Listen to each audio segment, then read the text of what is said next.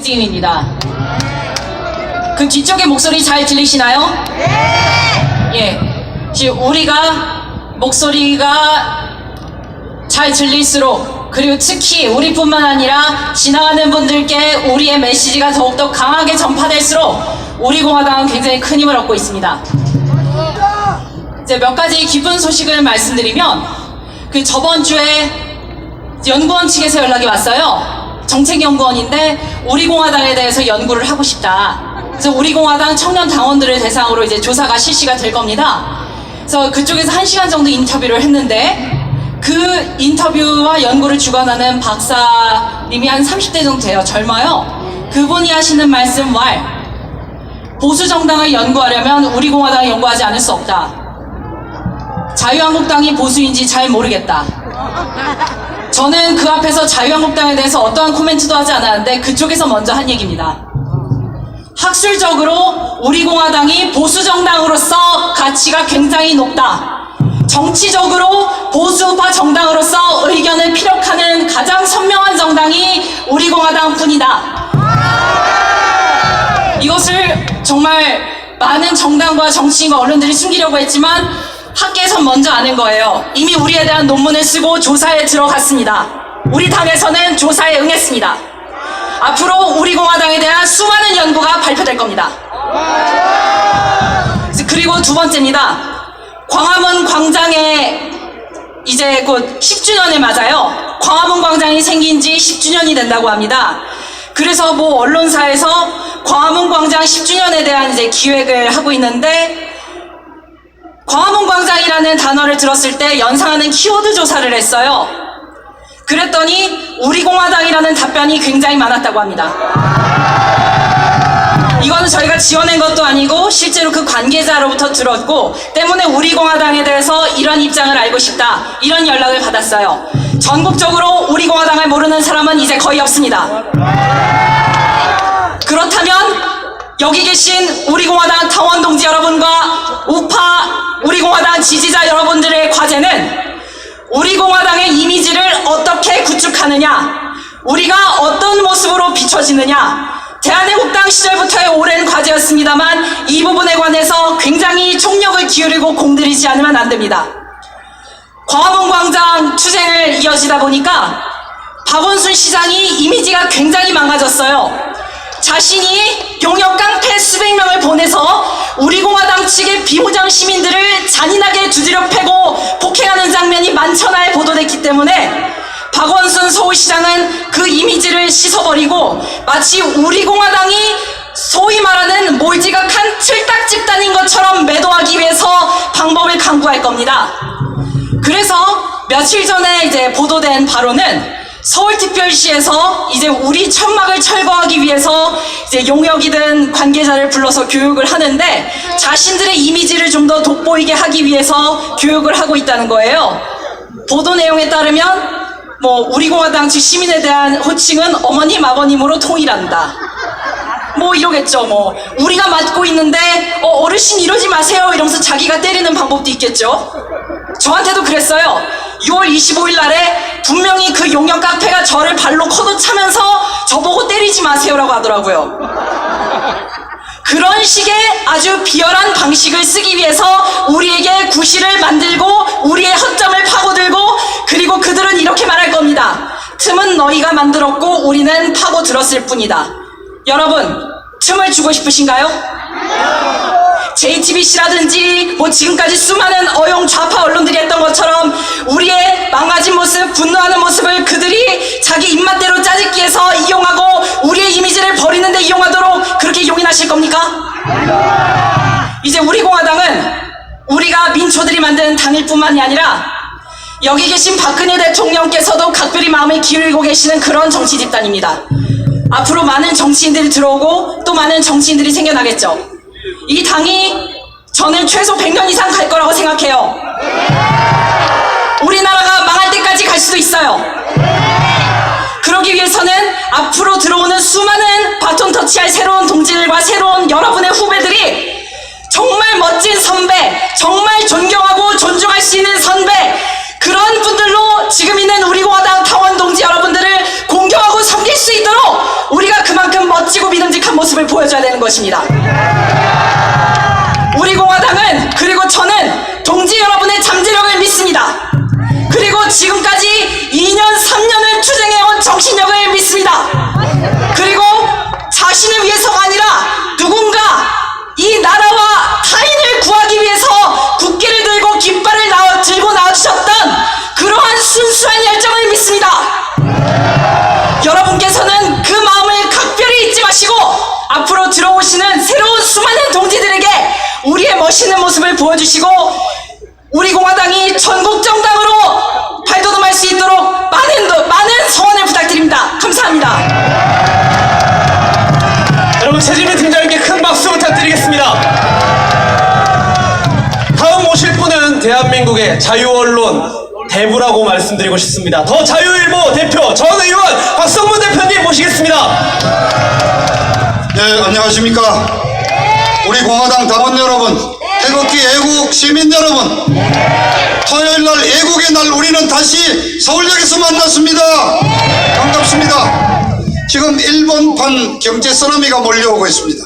제2의 IMF가 온다는 위기의식이 고조되고 있습니다.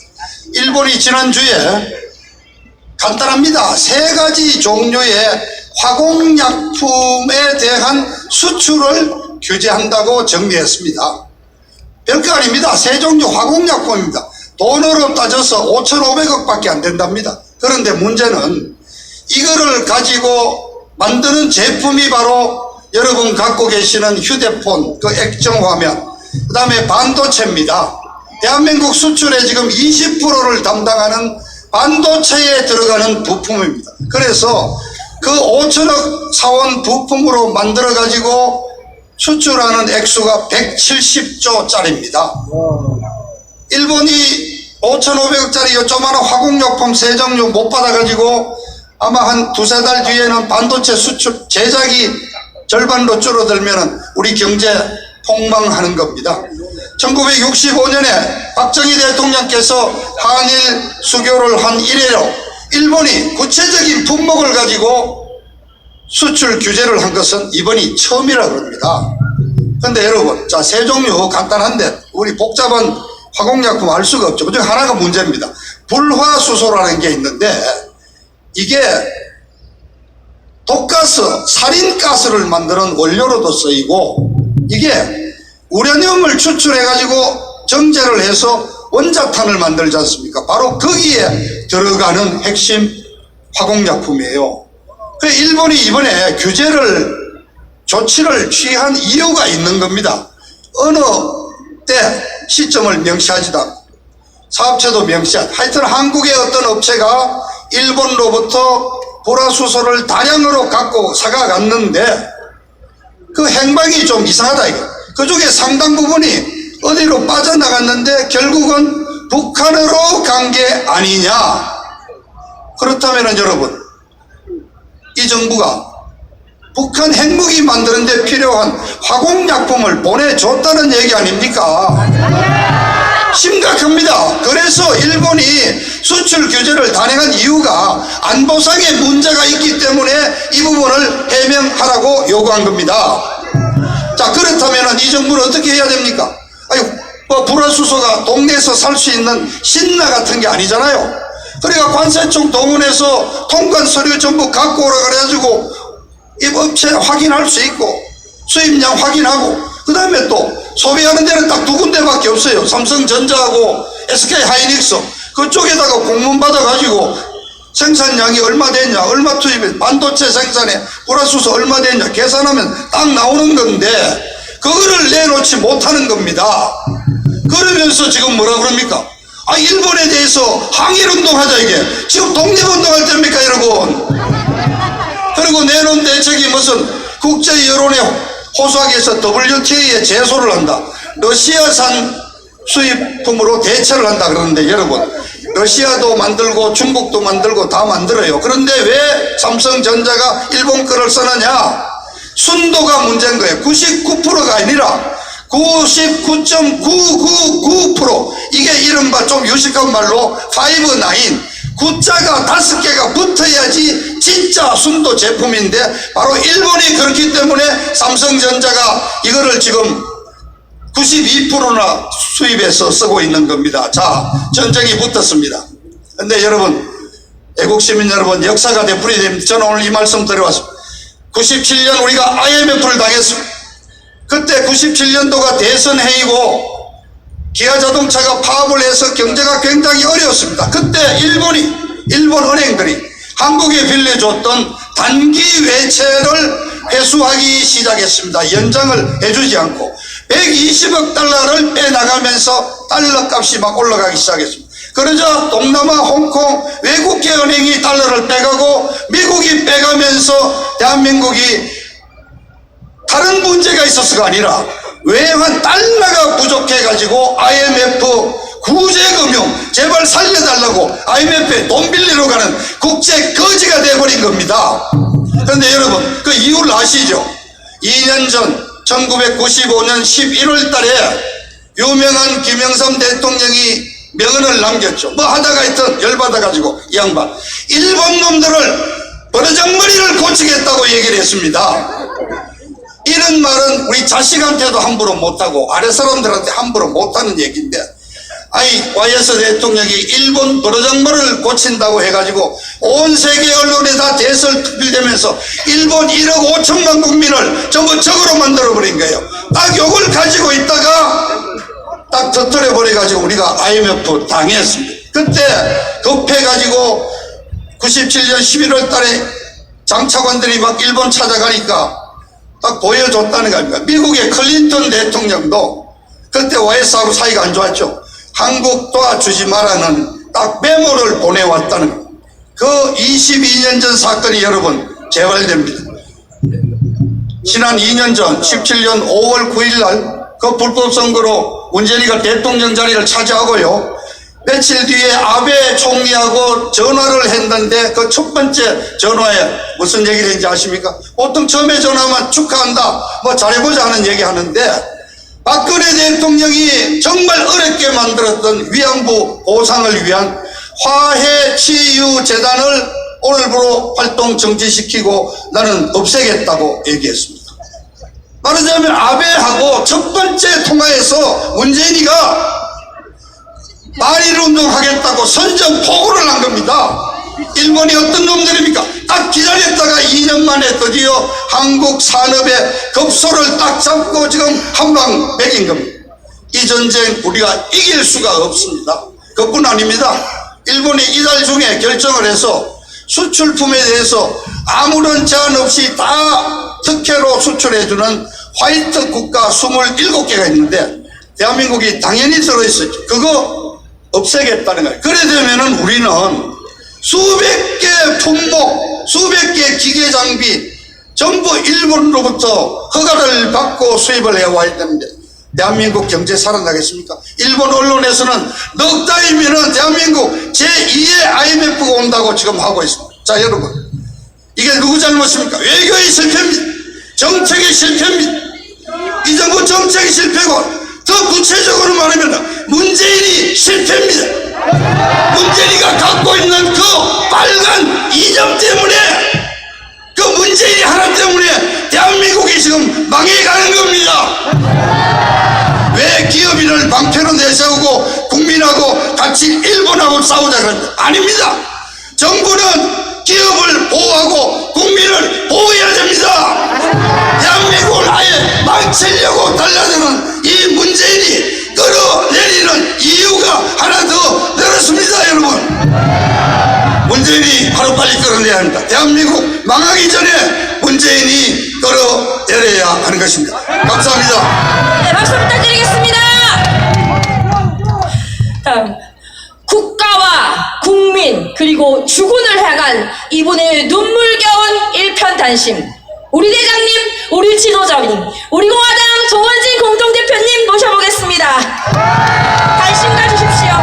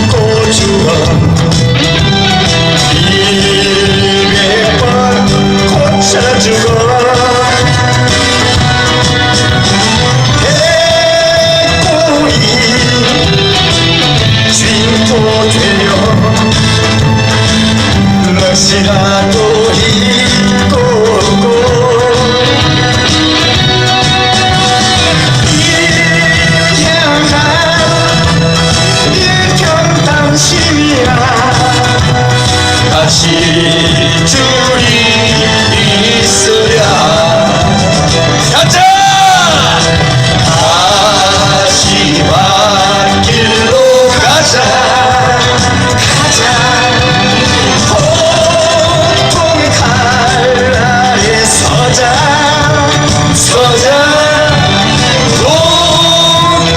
동지들이여 두려워 마라. 우리가 반드시 이긴다. 우리가 반드시 이긴다.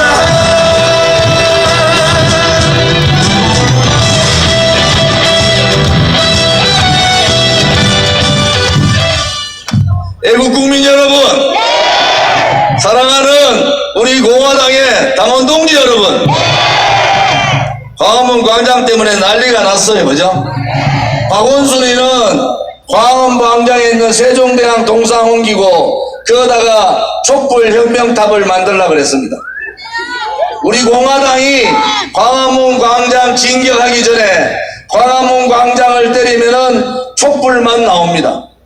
그들은 광화문 광장을 좌파, 붉은머리, 종북, 진북, 주사파, 통진당, 아로 세력들, 그들이 바로 광화문 광장을 붉은 광장, 그들의 성지로 만들 계획을 차근차근 하고 있었는데 갑자기 우리 공화당이 광화문 광장을 진격한 겁니다.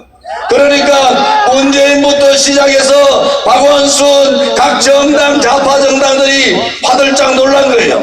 야, 광화문 광장이 촛불 혁명 광장으로 가야 되는데 갑자기 이게 우리 공화당 광장으로 우파의 성기로 바꿔버린 겁니다, 여러분. 좌파의 성기를 촛불 쿠데타의 성기로 광화문 광장을 그냥 놔둬서 되겠습니까, 여러분? 그것이 우리 공화당이 지금 하고 있는 일입니다.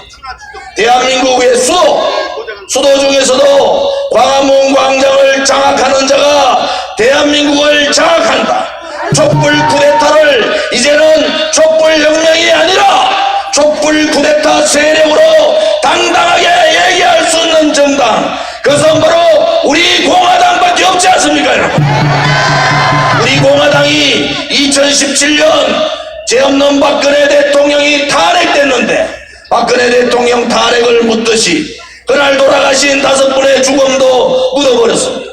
그런데 우리 공화당은 거기에 굴종하지 않았습니다. 거기에 굴종하지 않고 더 나아가 광화문 광장을 진격해서 다시 광화문 광장을 중심으로 대한민국의 자유민주주의를 지키자고, 죄 없는 박근혜 대통령을 구출하자고 우리는 광화문 광장 투쟁을 하고 있는 겁니다, 여러분. 단순하게 우리 공화당이 광화문 광장에 들어갔다, 그 차원이 아닙니다.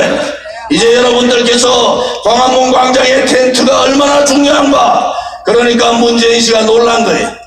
그 사람들 현행범으로 다 잡아 들어봐라. 조원진이 잡혀가도 제2의 조원진, 제2의 제3의 조원진이가 다 나온다는 거예요. 홍문정 선배 같이 들어가니까 괜찮잖아. 옛날에 내 혼자 들어가면 좀 서러웠는데. 동지 여러분, 우리 공화당은 그런 당이에요. 우리 공화당을 과거에 보수 정당으로 이렇게 착각하는 세력들이 있는데 천만의 만만의 말씀입니다. 비겁하지 않고 행동하고 당당하게 대한민국의 국민과 대한민국을 위해서 결사항전의 생각을 갖고 있는 당이 바로 우리 공화당 아닙니까, 여러분? 여기 한 분 한 분이 다 집안에 가면은 훌륭한 가장들이신데 모든 것을 팽개치고 30m의 땡볕에도 태극기 들고 투쟁하러 나온 거 아닙니까? 전 세계에서 매주 이렇게 당원들을 모아놓고 당원들과 함께 저 주사파 정권과 투쟁하고 있는 정당은 바로 우리 공화당밖에 없습니다. 이제 보수 우파 적자 정장자 이거 끝난 거예요. 자유한국당은 이제 우리 공화당 앞에 싸울 수 있는 상대가 아닙니다. 한교안의 상대가 아니라